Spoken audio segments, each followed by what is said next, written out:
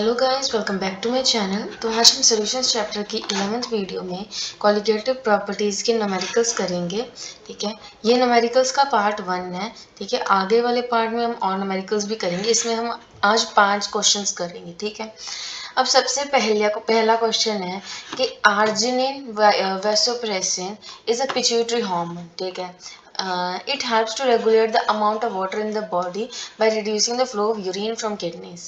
An aqueous solution containing 21.6 milligrams of vasopressin in 100 ml of solution had osmotic pressure of 3.70 millimeter mercury at 25 degree Celsius. Molecular weight find करना है हमें। देखो सबसे पहले हमें given क्या है, एक तो ऑस्मोटिक प्रेशर गिवन है। ठीक है, टेम्परेचर गिवन है, मॉलिकुलर वेट हमने फाइंड करना है। ठीक है, गिवन वेट हमारे पास है, वॉल्यूम है। ऑस्मोटिक प्रेशर वाला फॉर्मूला क्या होगा, pi is equal to C R T. ठीक है, अब सी किसके इक्वल होता है, number of moles per unit volume, R T. Volume को उधर मल्टीप्लाई कर दें अगर, pi V is equal to N R T. ठीक है, नंबर ऑफ मोल्स को क्या लिख सकते हैं हम, given mass divided by molecular मास। ठीक है, multiplied by the gas constant and the temperature. ठीक है, यहाँ पर आ जाए ऑस्मोटिक प्रेशर एंड वॉल्यूम। अब हमने ये फाइंड करना है।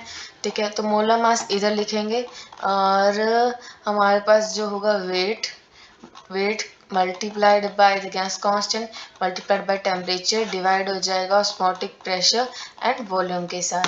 ठीक है, अब गिवन वेट हमारे पास क्या कितना गिवन है, वेट 21.6 मिलीग्राम है, तो इसको करेंगे हम केजी में। 21.6 इंटू 10⁻³ और उसके बाद क्या है, गैस कांस्टेंट की वैल्यू होती है 0.0821। टेम्परेचर हमारा सेल्सियस में गिवन है, अगर हम उसको प्लस कर दें 273 के साथ तो वो आ जाएगा हमारा केल्विन में, जिसकी वैल्यू होगी हमारे पास 298। ठीक है, डिवाइडेड बाय हमारे पास ऑस्मोटिक प्रेशर गिवन है 3.70 मल्टीप्लाइड बाय वॉल्यूम कितना गिवन है 100। ठीक है, मिलीलीटर है तो मल्टीप्लाइड बाय 1000 हो जाएगा। ठीक है, जब हम इसे सॉल्व करेंगे तो आंसर आएगा 1085 ग्राम पर ml। ठीक है, ये इसका सोल्यूशन हो गया। ये लीजिए, चेक कर लीजिए सोल्यूशन। ठीक है, तो अगला क्वेश्चन करते हैं। ठीक है, अगला क्वेश्चन है calculate osmotic pressure of 5% solution of cane sugar मतलब सुक्रोज एट 15 डिग्री सेल्सियस। ठीक है, अगर 5% सोल्यूशन का है, हम लेट करते हैं कि जो वॉल्यूम है सोल्यूशन का वो है 100 ml।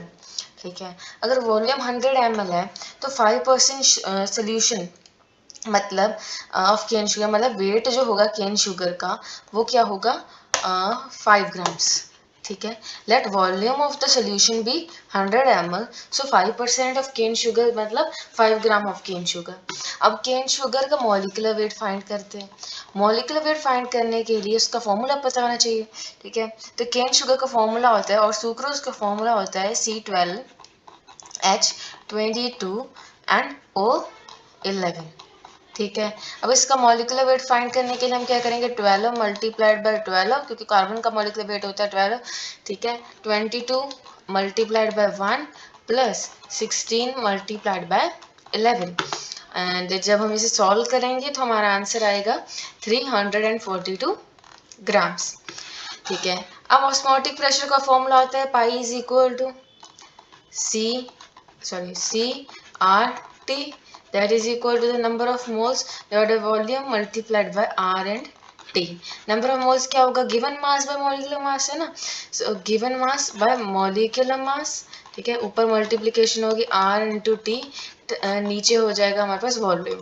ठीक है, गिवन मास हमारा कितना है 5 ग्राम्स, मॉलिकुलर मास कितना है 342, गैस कांस्टेंट की वैल्यू आएगी 0.082 एंड टेम्परेचर हमारे पास कितना आएगा, सेल्सियस में गिवन है, प्लस 273 करेंगे तो केल्विन में आ जाएगा, जिसकी वैल्यू आएगी 288 केल्विन। ठीक है, तो यहाँ पर टेम्परेचर आ जाएगा 288 केल्विन और जो वॉल्यूम है हमारा सोल्यूशन का वो हमने लेट किया था 100 ml। ठीक है, मतलब 100 ml है तो मल्टीप्लाइड बाय क्या हो जाएगा 1000। मल्टीप्लाइड बाई 1000 हो जाएगा। अब जब हम इसे सॉल्व करेंगे तो हमारा आंसर आएगा 3.453। ठीक है, ये हमारे पास क्या आ गया, ऑस्मोटिक प्रेशर 3.453 एटम्स, 3.453 एटम्स आ जाएगा हमारा ऑस्मोटिक प्रेशर। ठीक है, ये चेक कर लो सॉल्यूशन। ठीक है, नेक्स्ट क्वेश्चन है हमारे पास, the solution containing 10 gram of an organic compound, मतलब गिवन वेट क्या गिवन है हमारे पास 10 gram per litre of solution. Per litre of solution है मतलब वॉल्यूम हो गया हमारे पास कितना, 1 लीटर। ठीक है, showed an osmotic pressure of 1.16 atmosphere, तो ये ऑस्मोटिक प्रेशर गिवन है। एंड 0 डिग्री सेल्सियस मतलब ये टेम्परेचर गिवन है, 0 डिग्री सेल्सियस है मतलब 273 केल्विन होगा। कैलकुलेट करना है हमें molecular mass of the compound. ठीक है, जिसमें हमारे पास जो गैस कांस्टेंट गिवन है जिसको हम आर से डिनोट करते हैं, ठीक है, उसकी वैल्यू गिवन है 0.0821 लीटर एटम पर डिग्री पर मोल। ठीक है, अब सबसे पहले कोई भी न्यूमेरिकल सॉल्व करना हो ना तो उसका गिवन क्या है, उसकी गिवन क्या क्या क्या चीज़ें हैं वो लिख लो। ठीक है, तो अब हम इसमें फॉर्मूला यूज करेंगे ऑस्मोटिक प्रेशर वाला, that is pi is equal to C R T, है ना, दैट इज इक्वल सी किसके इक्वल आएगा N by V R T. ठीक है, ये तो पिछले क्वेश्चन जैसे ही होगा, पिछले से पिछले कि नंबर ऑफ मोल्स कितने होंगे हमारे पास, given mass divided by molecular mass multiplied by volume into R into T. Find क्या करना है हमने, मॉलिक्यूलर मास, तो मॉलिक्यूलर मास यहाँ चला जाएगा, तो given mass multiplied by gas constant multiplied by temperature divided by the osmotic pressure into volume. ठीक है, गिवन मास हमारे पास कितना गिवन है 10 ग्राम्स। ठीक है, ऑस्मोटिक प्रेशर कितना गिवन है 1.16 यहाँ पर 8 आएगा। ठीक है, 1.18 मल्टीप्लाइड बाय वॉल्यूम है 1 लीटर्स, गैस कांस्टेंट की वैल्यू है 0.0821 और टेम्परेचर कितना है 273 केल्विन्स।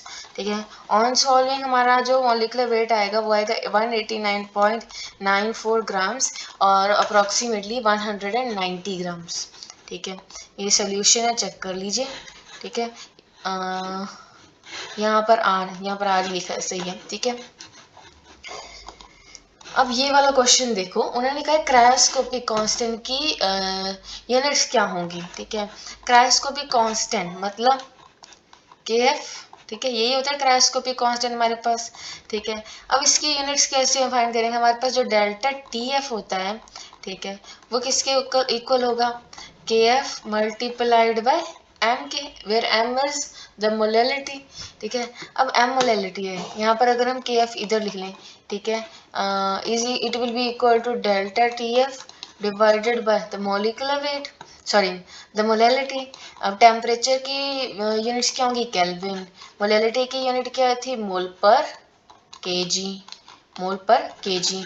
तो इसकी यूनिट्स क्या होंगी हमारे पास, इसकी यूनिट्स होंगी हमारे पास जो केजी इनवर्स में ऊपर जाके पॉजिटिव हो जाएगा, मतलब -1 पॉजिटिव 1 हो जाएगा, तो किलोग्राम केल्विन, ठीक है, पर मोल। तो ऑप्शन नंबर क्या आएगी, सी सही हो जाएगी हमारे पास। ठीक है, सेम ही हमारे पास इब्लिस्कोपिक कांस्टेंट की भी सेम वैल्यू आएगी, क्रायोस्कोपिक कांस्टेंट इब्लिस्कोपिक कांस्टेंट दोनों की यूनिट्स सेम ही होती है। ठीक है, लास्ट न्यूमेरिकल है आज की वीडियो का, determine the elevation of boiling point, मतलब एलिवेशन ऑफ बॉइलिंग पॉइंट मतलब हमें क्या फाइंड करना है, डेल्टा TB फाइंड करना है of aqua solution with 1 mole of solute, density हमारे पास 1.2 ग्राम पर मिलीलीटर गिवन है। देखो अब डेंसिटी गिवन है हमारे पास, तो डेंसिटी का फॉर्मूला क्या होता है, मास अपॉन वॉल्यूम। तो इसमें से हम मास फाइंड कर सकते हैं, है ना, मतलब डेंसिटी गिवन है 1.2 ग्राम पर ml, तो हम वॉल्यूम भी किस में लेंगे, मिलीलीटर में, दैट विल बी 1000। तो इसमें इस क्वेश्चन में से हमारे पास जो मॉलिक्यूलर वेट आएगा वो कितना आ जाएगा, 1200 ग्राम्स। 1200 ग्राम मतलब 1.2 kg। ठीक है, अब हमारे पास मॉलिक्यूलर वेट आ गया। देखो अब ग्लूकोज जो है सोल्यूट है, हमें गिवन है, ठीक है, ग्लूकोज सोल्यूट है, तो उसका मॉलिक्यूलर वेट मतलब मॉलिक्यूलर वेट ऑफ सोल्यूट वो कितना है, 180 ग्राम्स होता है। ठीक है, ग्लूकोज का मॉलिक्यूलर वेट से, ठीक है, ये जो कॉमन मॉलिक्यूलर वेट्स होते हैं लाइक ग्लूकोज केन शुगर, ठीक है, सुक्रोज, ये तो आप याद ही कर लो, इजी होगा, बार बार कैलकुलेट करने से डिफिकल्ट होता है, ठीक है। अगर नहीं याद होते तो फॉर्मूला, इनके न्यूमेरिकल्स तो याद ही होने चाहिए, सॉरी न्यूमेरिकल्स कह रही हूँ, फॉर्मूला याद होने चाहिए, तभी ये फाइंड कर सकते हो, ठीक है। तो molecular weight of glucose is 180 ग्राम। अब सोल्यूट का मॉलिक्यूलर वेट पता है हमारे पास, ठीक है, और हमारे पास जो सॉल्वेंट है उसका मॉलिक्यूलर वेट भी हमने फाइंड कर लिया, density is equal to mass upon volume करके, है ना। तो सॉरी सॉल्वेंट नहीं, सोल्यूशन का। तो सॉल्वेंट का मॉलिक्यूलर वेट क्या आएगा, मॉलिक्यूलर वेट ऑफ सॉल्वेंट वो किसके इक्वल आएगा, सोल्यूशन का molecular weight minus the molecular weight of solute, ठीक है। सोल्यूशन का मॉलिक्यूलर वेट है हमारे पास 1200 ग्राम, ठीक है, और ग्लूकोज का है 180 ग्राम। जब इसे हम माइनस करेंगे तो हमारे पास आ जाएगा 1020 ग्राम्स, जो कि है molecular weight of solvent, which will be equal to 1.02 kgs, ठीक है। अब हमारे पास जो मोलैलिटी होती है, ठीक है, मोलैलिटी वो किसके इक्वल होती है, molality is equal to the number of moles divide by the weight of solvent.